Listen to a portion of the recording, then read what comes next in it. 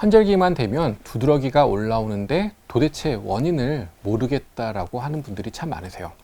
환절기에는 딱 한 가지의 원인으로 두드러기가 생기기보다는 몸의 컨디션이 흔들리면서 피부가 예민해져서 나타나는 경우가 많이 있습니다.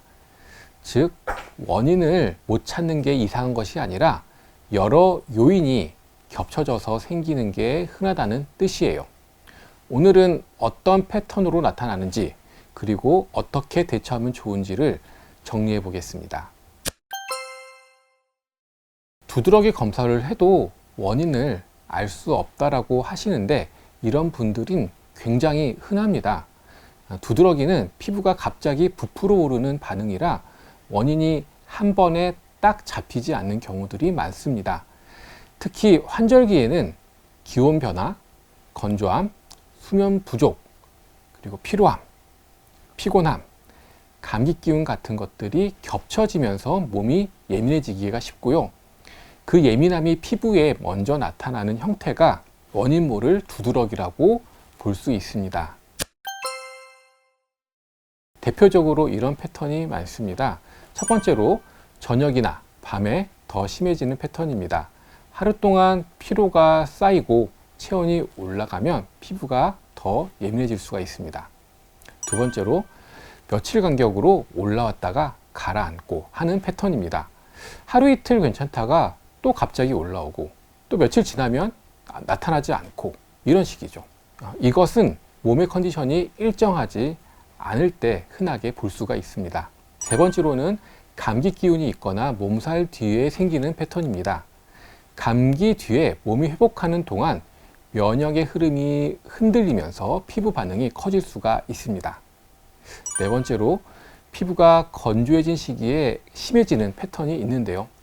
건조하면 가려움이 늘고 긁는 자극이 늘면서 두드러기가 더 자주 나타날 수가 있습니다. 즉, 환절기에 원인 모를 두드러기는 피부만의 문제라기보다는 컨디션이 흔들릴 때 피부가 먼저 반응하는 모습이라고 이해하시면 됩니다. 두드러기와 발진을 간단하게 구분하는 핵심은 두 가지입니다. 올라오는 속도와 사라지는 속도라고 보시면 되는데요. 두드러기는 갑자기 올라왔다가 조금 지나면 약간 몇 시간 가기도 합니다.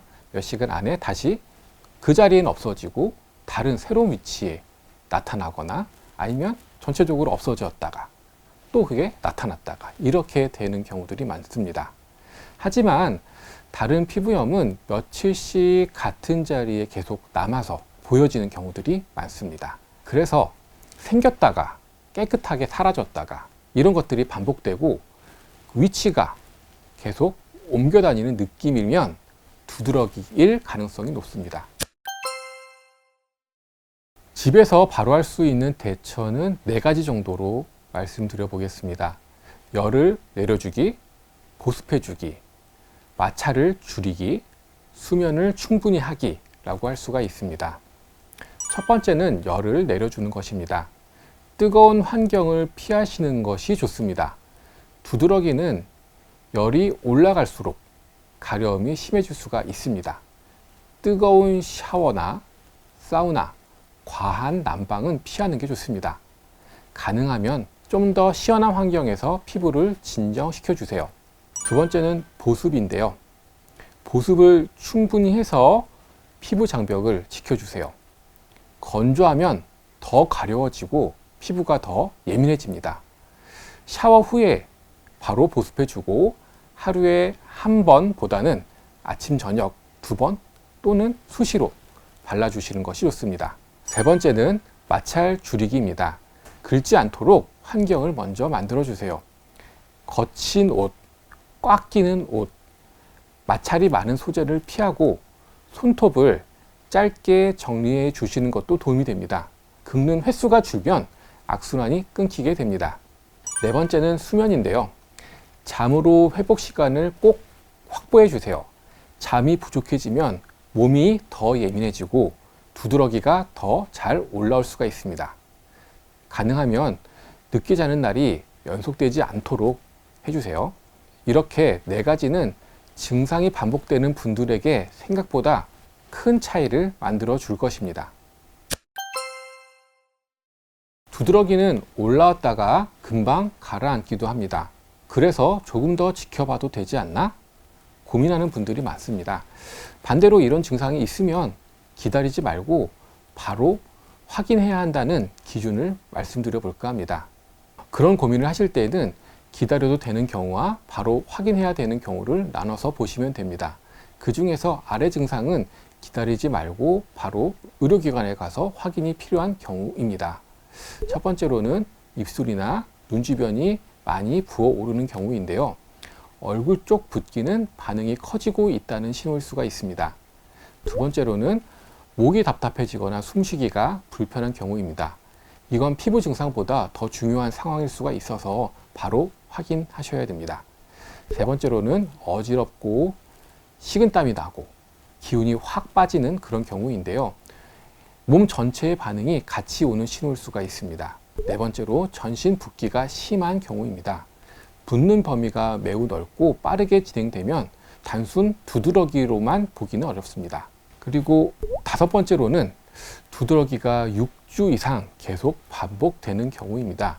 이때는 잠깐 올라온 두드러기가 아니라 몸 전체가 계속 예민해진 이유가 있어서 전반적인 컨디션을 점검하고 치료 방향을 잡는 게 필요한 상황입니다.